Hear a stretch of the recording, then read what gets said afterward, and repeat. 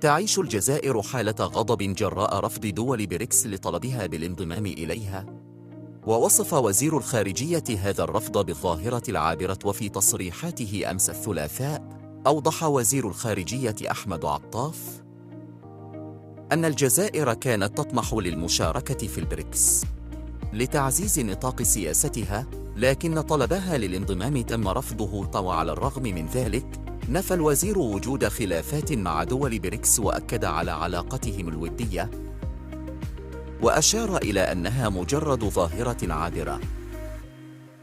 وأضاف أن الجزائر ستستمر في تنفيذ سياستها وستتجه نحو آسيا، وأشار إلى نية الانضمام لمنظمة شنغهاي.